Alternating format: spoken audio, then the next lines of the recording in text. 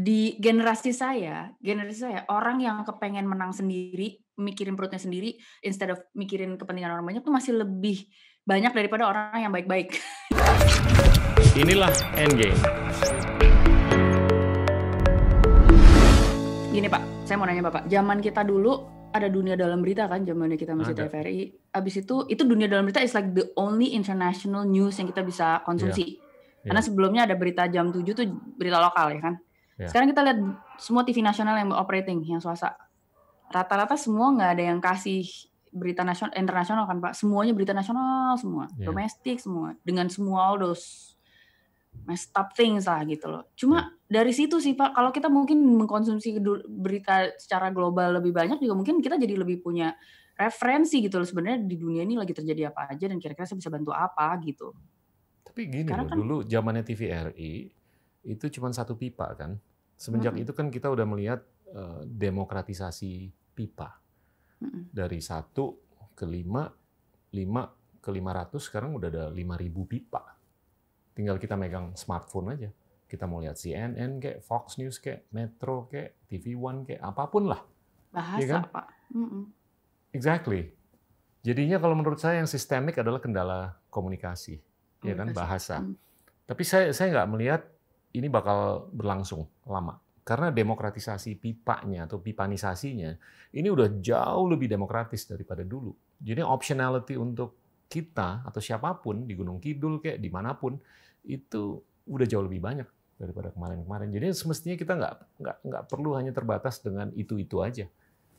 Bahkan kita semestinya bisa dapat berita yang lebih kaya, lebih banyak vitaminnya dibanding apa yang kita lihat sekarang. If we so choose to. Ya. Nah itu memang kalau sekarang pipa-pipa yang ada itu kan agak-agak terkendali oleh kepentingan, ya kan? Ya. Tapi saya nggak ngelihat. I think it's episodic.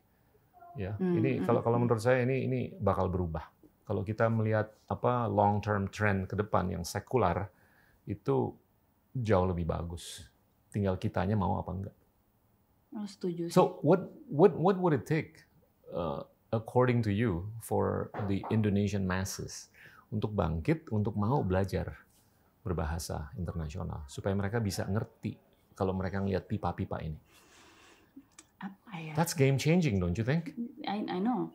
Cuma kayak perlu ada satu insentifnya nggak sih yang langsung mereka harus bisa rasain untuk bisa motivasiin mereka. Mereka kan ini behavior kan Pak. Betul. Gimana cara ngerubah? Saya belajar di consulting HR tuh untuk merubah behavior manusia tuh harus diubah insentifnya because it shapes behavior. Kalau nggak ada insentifnya, kalau nggak ada it's what's in it for me, mereka nggak akan tertarik untuk merubah cara-cara mereka yang old ways gitu. Maksud kita kan mau bikin behavior, dia mau belajar bahasa asing dan genuinely tertarik dengan konten-konten yang sekarang udah bisa demokratisasi ini.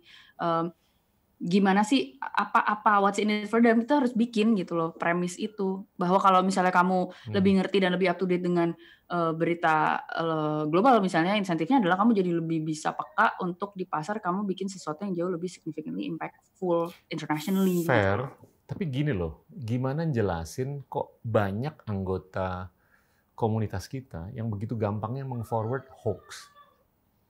Nggak ada insentifnya kan? Karena semalas dan kalau menurut saya itu platform, anggaplah social networking, itu udah diberdayakan untuk memanipulasi psychology of humanity, ya kan? Dan saya nggak ngelihat adanya negative atau positive reinforcements yang nyata. Tapi nggak tahu gimana psikologi manusia tuh saking mereka addicted yang ngelihat HP-nya mereka 6, 7, 8 jam sehari. Rata-rata di Indonesia 6 jam kan? Dan most of that is garbage. Ya kan, dipakai untuk ngeliat garbage. Dan nggak tahu gimana kalau kita terima berita yang belum diverifikasi begitu gampangnya langsung di-forward ke 100 orang. Nggak ada positive reinforcement sebetulnya. Nggak ada insentif. Nggak ada. Jadi mereka tuh kayak tahu how ill-informed they are.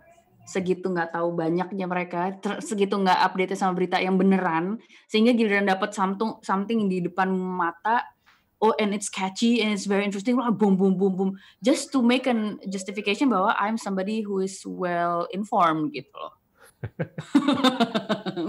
I mean human behavior gitu sih aku yakin gitu loh.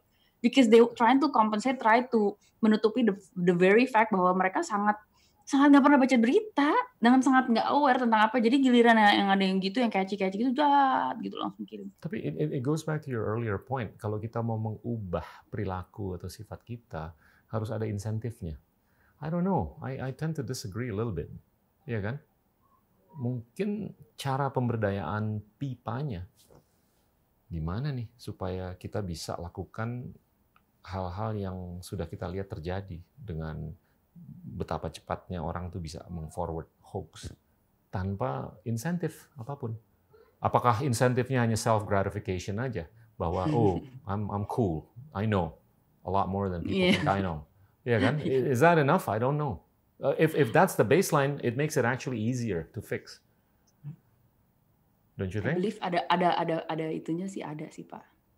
Kenapa yang banyak banget terpancing untuk forward itu pasti ibu-ibu dan nenek yang nggak bisa tidur karena udah susah tidur malam-malam. Saya punya grup satu keluarga besar ya, the Una Familia Grande. Terus ada satu nenek saya yang emang udah tinggal sendiri apa segala macam, dan dia sering banget nggak bisa tidur, jadi jam 2 malam selalu dapat forwardan hoax ini tentang apa, corona, tentang pemerintahan. Dan dia hanya terjadi pada saat dia nggak bisa tidur, jam-jam nggak bisa tidur Pak. When the only friend that she got is the gadget. Dan semakin dia isolated from the real world, the real people, the real connection, that is her only lifeline. Okay, let me push this. What if kalau dia nggak bisa tidur jam 2 pagi, what would it take untuk dia tuh instead of holding her smartphone, dia baca buku? What would it take to change that behavior? Budaya baca buku di Indonesia itu kan agak-agak tipis kan ya? Iya. Nah, gimana nih? Ya kalau kita mau jadi apa sih? Mungkin perlu bangsa yang cerdas, kita mau nggak mau harus baca, ya kan? Baca buku lah, jangan baca online yang nggak jelas. Kayaknya perlu bikin audiobook gitu kali ya. Jadi sekalian Nina boboin dia gitu loh. I mean ibu-ibu angkatan saya tuh jadi suka banget kalau suami udah tidur, anak-anak udah tidur, akhirnya nontonin K-drama. Easy fix gitu loh. You would feel good anyway gitu loh. Jadi, nah mungkin nggak sih eyang-eyang itu juga perlu dikasih satu tontonan yang easy fixers gitu. Intinya you wanna feel good about yourself, you wanna go sleep early, you watch this. This is the show for you gitu. Tapi itu show dibikin dengan nutrisi dan gizi and actual facts and things that actually educate them. They know more about before they watch it. Jadi dia jadi lebih knowledgeable. Mungkin bukan oma dan opa aja, tapi om dan tante juga. Banyak yang nge-forward hoax.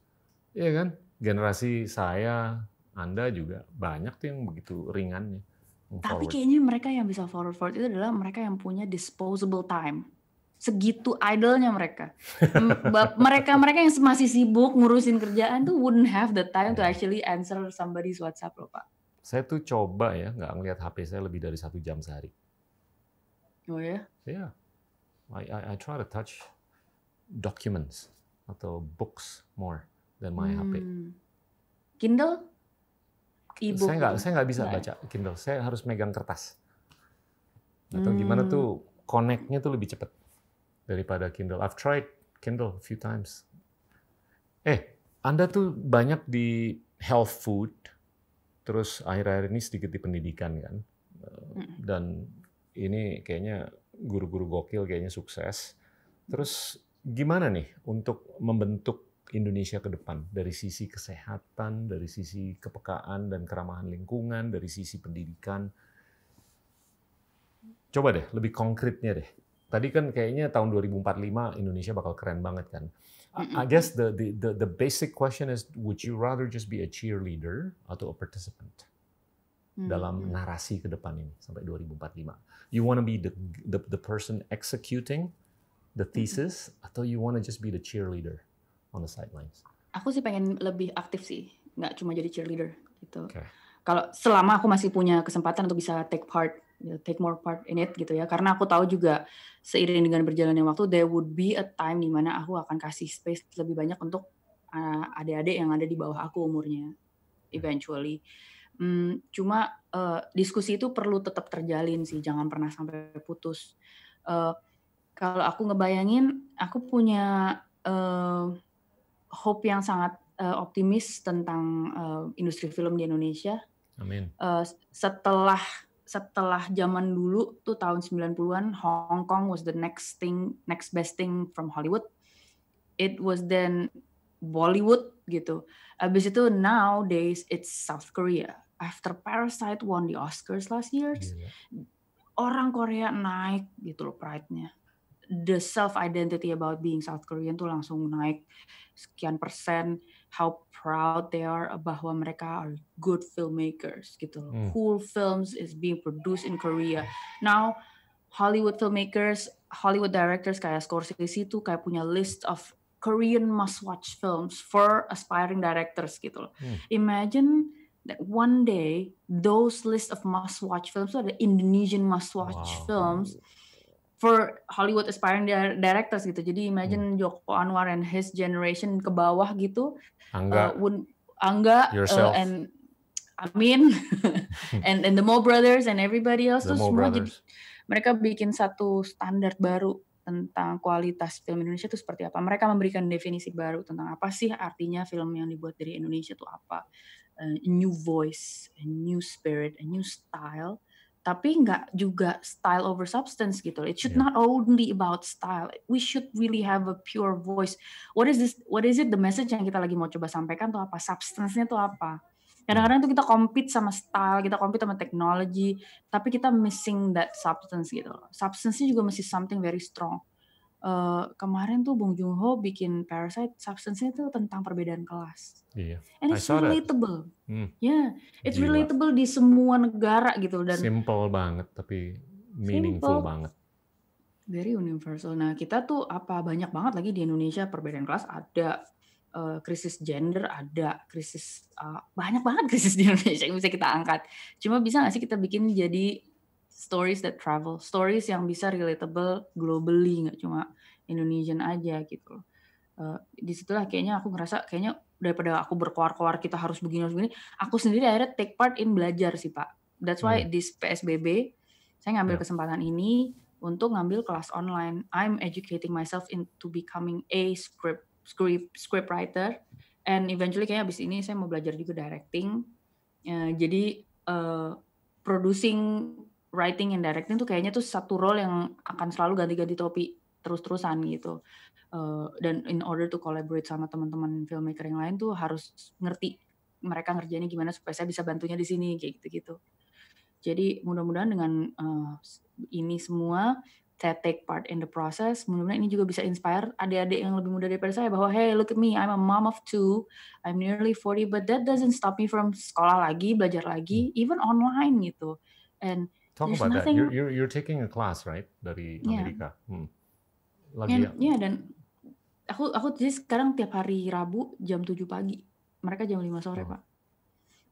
Berapa jam kelasnya? Sejam setengah. Tapi ada satu assignment. Dan sebenarnya nih pandemi gini ya, it's a blessing in disguise sih. Hampir semua program, prestigious program kayak Ivy Leagues bikin online program semuanya. Ke Coursera aja, banyak kan kelas-kelasnya. Iya, dan dulu kan kalau saya bilang sama Bapak, Pak, saya tuh kendalanya uang karena saya harus finance myself living di sana, tiket ke sana, visa ke sana, belum lagi GMAT testnya. Sekarang mereka semua online semua, jadi sebenarnya kan there's no reason untuk nggak apply dan nggak enroll gitu loh. Iya, bisa dari sini aja in your own living room gitu, maksudnya paling time difference. If kalau ada topik yang keren banget untuk dibikin film, and you're in charge of making the film, apa? Kalau off the top of my head mengenai mungkin gender, mengenai pendidikan, mengenai inequality, mengenai environment, mengenai kesehatan, atau action aja. Which one would you pick? I would definitely pick gender. Okay. And pendidikan kemarin saya bahas di Guru-Guru Google, and I'm going to revisit that topic again and rediscuss it again in sequels maybe. Inequality and the itu willing agak to. Scary loh, inequality. Agak scary. Cuma ada ini, saya tertarik sama pendidikan kayak film kayak Laskar Pelangi gitu loh. Film yang inspiring people to actually go ahead to mencari beasiswa gitu loh, seperti seorang Andrea Hirata gitu loh. If it's possible for freaking Andrea Hirata, anak dari Bangka, berarti it's possible juga for me gitu loh, yang kayak gitu. So how do you see yourself in the next 5 years? Making what? 2 movies a year? I'm educating myself to be a director. Okay. Maybe 1 movie a year, tapi yang benar-benar pakai heart and soul. Okay. Saya pengen belajar jadi director. Saya pengen ke Angga. Kudos to Angga, my friend. Ya, jadi memang proses belajar tuh harus bareng-bareng, dan saya lagi semangat banget sih mau belajar nulis sama direct. Jadi nggak harus selalu saya yang main. It's not about me. It's not about only popularity or fame. Walaupun saya juga masih terima order menjadi pemain ya Pak ya. tapi order pasti nggak habis-habis lah. Banyak banget. Mudah-mudahan Pak. Tapi saya pengen ada voice saya yang keluar dan reflected and being communicated through my work. Wow. Oke.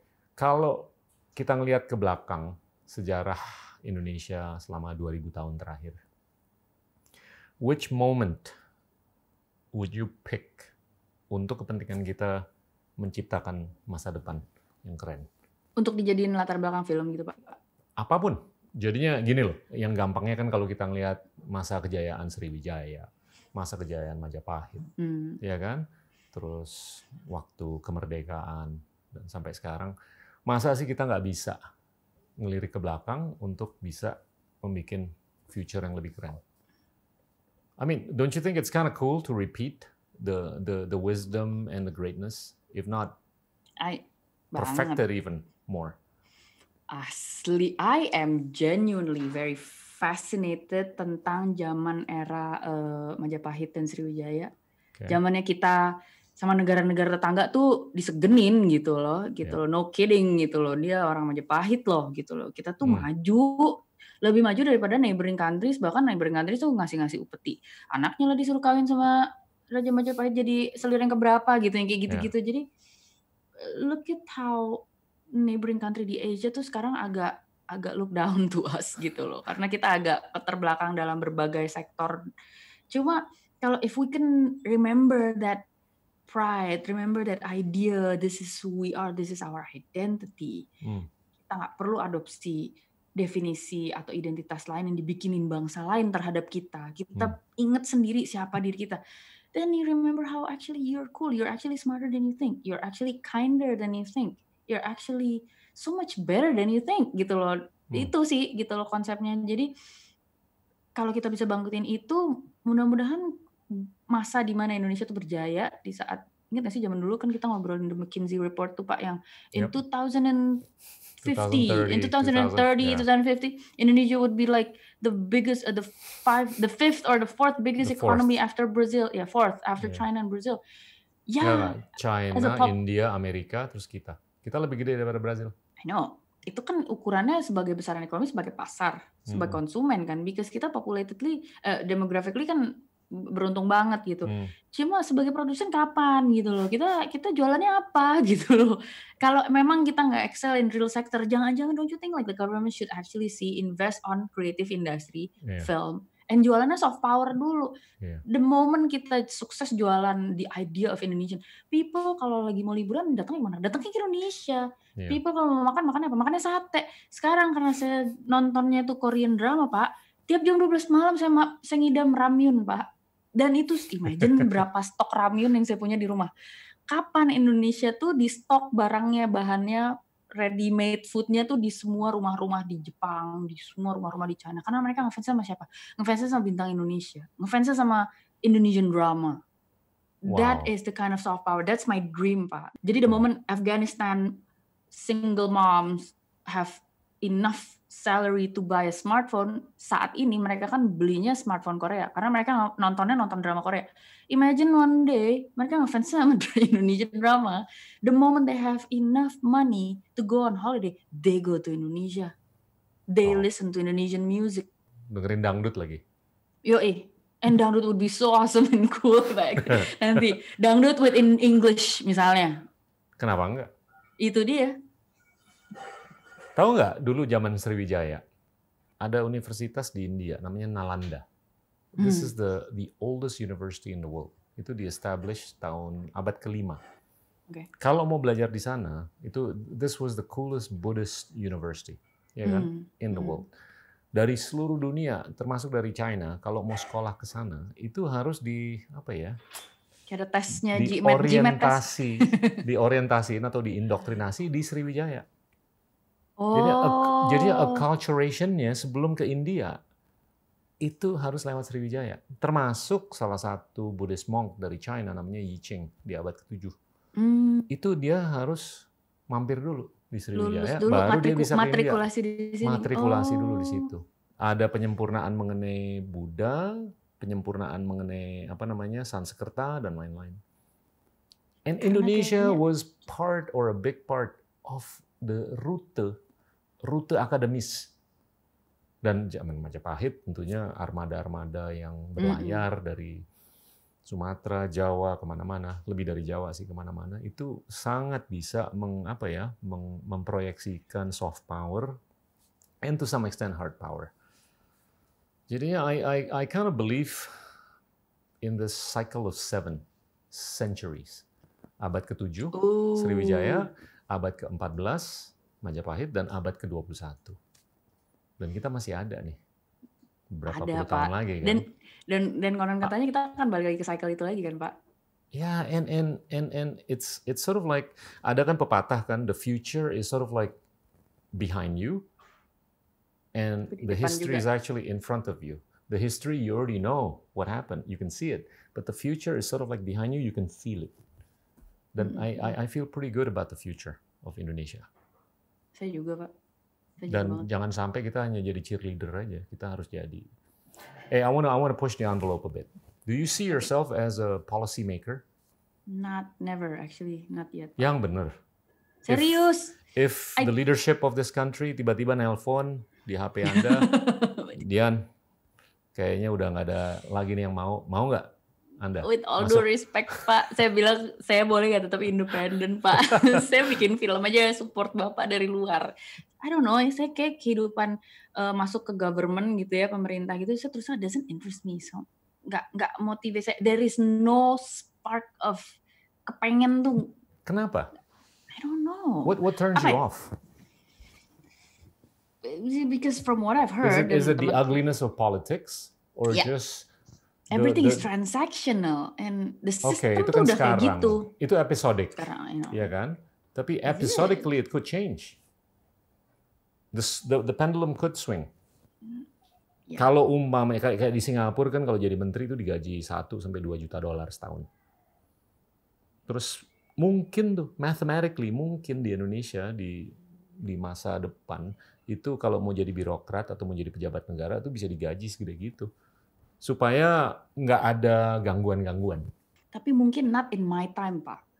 Di generasi saya orang yang kepengen menang sendiri, mikirin perutnya sendiri, instead of mikirin kepentingan orang banyak tuh masih lebih banyak daripada orang yang baik-baik.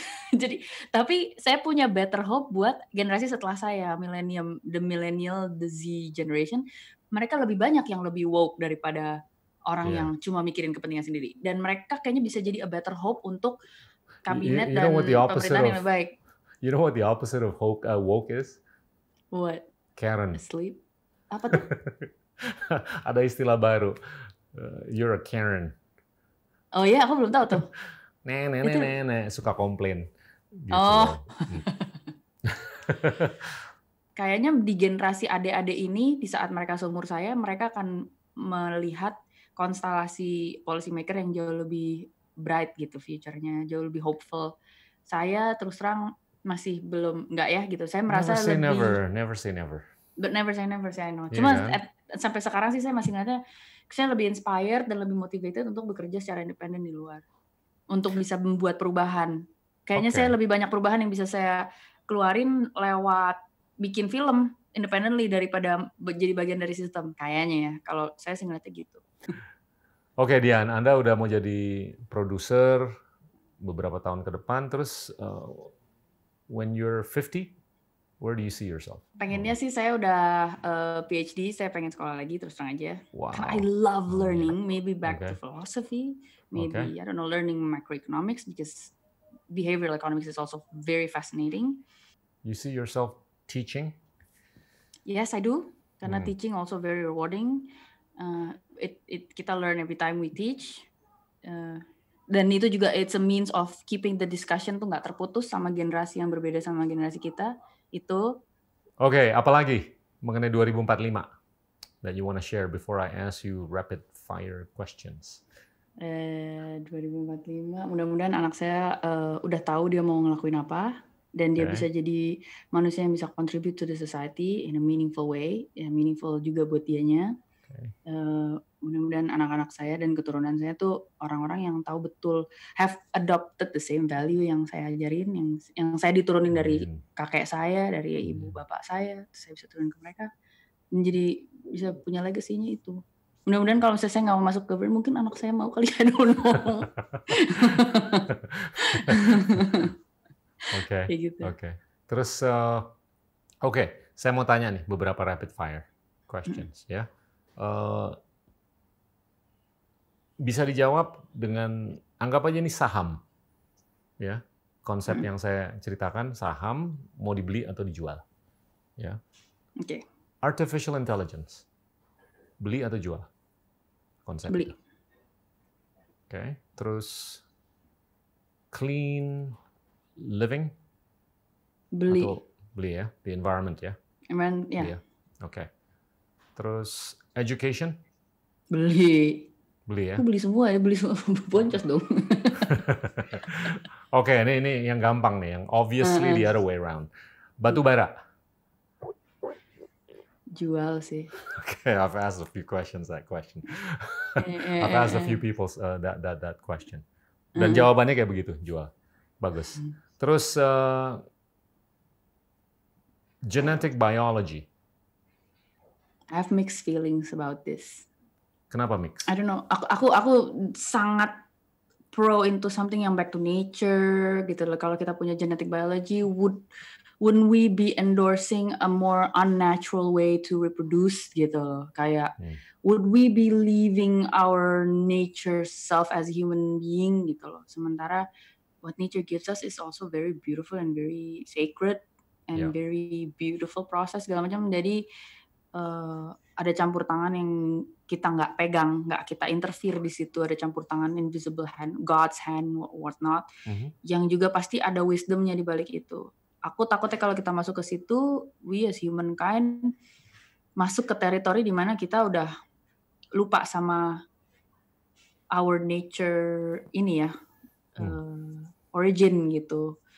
Kayak if you see Star Trek atau Star Wars, there's always this colony of some bangsa alien apa yang nyesel banget they've made this advancement in their technology, tapi mereka jadi kehilangan sekali something yang very natural about their planet, about the way they live their life. Sementara that origin itu pasti udah something beautiful yang udah dibikin begitu.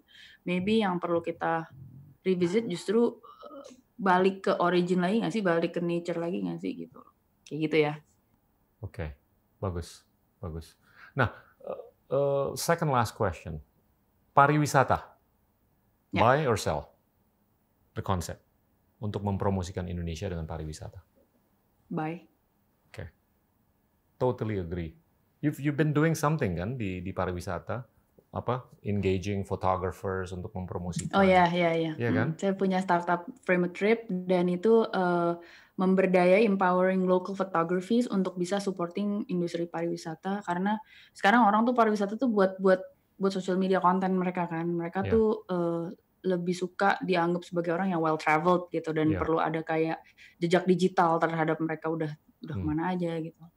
Cuma saya percaya sih itu dengan skenario 2045 kita akan banyak penggemarnya di seluruh dunia, berarti lebih banyak lagi turis untuk datang ke Indonesia. Kita perlu invest di pariwisata karena kita perlu siap. Kita nggak bisa gagap nih. Kita perlu siap dengan how to sustain it, our backyard, dengan policy atau dengan protokol-protokol yang juga sangat aman untuk our nature. Jangan sampai terus dengan masuknya turis dan pariwisata, terus kita jadi kayak nggak bisa jagain our coral reefs gitu, yang kayak gitu-gitu. Kalau Thailand sama Filipina kan ada kayak bulan-bulan di mana ditutup banget gitu, Palawan apa mana gitu, ada off limits ini bulan, dan akhirnya dengan itu coral reefnya sempat sempat recover gitu loh, naturally. Dan itu perlu ada tuh yang kayak gitu-gitu. Jadi yes invest, tapi kita harus benar-benar peka terhadap menjaga ini juga supaya sustainable. Soalnya kalau enggak ya kita exploiting our own land juga. Betul. Our own nature. Itu kita tahun lalu kan nerima kalau nggak salah 13-14 juta wisatawan internasional. Saya ngelihat justru dalam 10-20 tahun ke depan tuh nggak ada alasan Indonesia bisa menerima 150 juta wisatawan internasional. By way of two things. Connectivity yang dibangun, sudah dibangun dan akan terus dibangun, dan tentunya upaya kita untuk meningkatkan soft power. Ya kan? We don't lack in the number of islands. Ya kan? Kalau Singapura aja bisa narik 23 juta, Malaysia 25 juta, Thailand 35 sampai 40 juta. Kok kita cuma 13-14 juta aja? Iya. Karena kesiapan dan kegagapannya itu sih, Pak. Iya. Saya percaya sama infrastruktur tuh, Bapak juga bilang tuh connectivity. Saya percaya kalau misalnya kita bisa rapiin secara infrastruktur, jadi perkembangan dan pertumbuhan di daerah-daerah lain tuh bisa kita upgrade gitu. Saya rasa kita jadi memitigasi kegagapan itu dari penduduk setempat untuk bisa menerima wisatawan, bisa berbahasa asing, bisa ngerti what's the best practice of tourism being done in a global standard, itu bisa diimplementasikan secara lokal. Dan kayaknya kita perlu mengedukasi even the local heroes-nya kan, masing-masing daerah kan ada kayak local orang tingginya tuh, either like very successful businessman-nya atau dia yang harus take part in that growth gitu loh secara pariwisata. Saya kalau dia nggak sponsorin itu, dia jadi nggak jadi bagian dari pertumbuhan secara sektor pariwisata itu sih, Pak. Dan tourism itu adalah sektor yang paling gampang membuahkan lapangan kerja. Itu kalau di studi-studi kan untuk meng-create satu job, apakah sebagai barista, tour guide, receptionist, apapun lah. Itu rata-rata cuma $3.000 sampai $3.500 per job. Tapi kalau di manufacturing itu $150 sampai $200.000. So it is a low hanging fruit untuk Indonesia untuk mendapatkan cadangan atau devisa asing. Iya kan? So it's something that I think you're incredibly, adding a lot of value in. Iya. Go ahead. Ada banyak banget lagi daerah-daerah yang kayaknya sebenarnya bagus secara alam, tapi dia nggak dikelola dan dibangun sebagai pusat turistik. Saya waktu itu pernah main jadi Kartini, Pak. Terus habis itu saya datang ke Jepara. Jepara kan kota dia ini. Terus habis itu dia dikawinin sama Bupati Rembang kan. Saya ke Rembangnya, Pak. Rembang itu pantai utara Jawa, Pak. Itu pasirnya putih banget. Sebenarnya ada gitu potensinya. Cuma kan perlu dibangun gitu loh.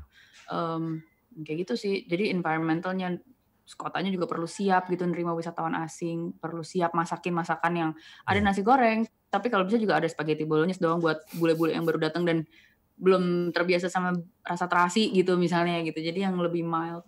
Hey, last but not least. Antara sekarang sampai tahun 2045, how many more women presidents will Indonesia witness? Or have the honor of? Hopefully more than 2. Amin. Itu berapa administration ya berarti ya? Cycle, kalau dari sekarang? 5 cycle. 5 cycle. Oh. I think that's a good number. At least 2. That's a good number, yeah. I would vote for you.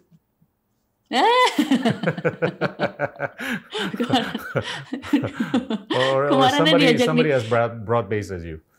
Oh, okay. Hey Dian, it's been a pleasure. Thank you banget loh bisa ngobrol. Sama-sama, Pak. Thank you banget, Pak. Ngobrol-ngobrol ngalur ngidul lagi dong, Pak, nih tentang boleh. Tentang global geopolitik gitu. Saya pengen ini deh, update deh. Udah lama banget terakhir kali saya belajar makroekonomi tuh zamannya Pak Dede tuh, Khotib Basri masih ini main KU, terus saya kayak dapat 101 makro. And it's really enjoyable karena there's a story about it kan. It's a long story and it's really interesting gitu. Imagine we can educate about that through film. Top. Gak gampang, tapi if you can do that, fantastic. Yeah. Oke, Dian, thank you ya. Thank you, Pak. Thank you. Teman-teman, itulah Dian Sastrowardoyo. Kita udah ngobrol banyak dari Don Bosco sampai Women President until 2045. Terima kasih. Inilah Endgame.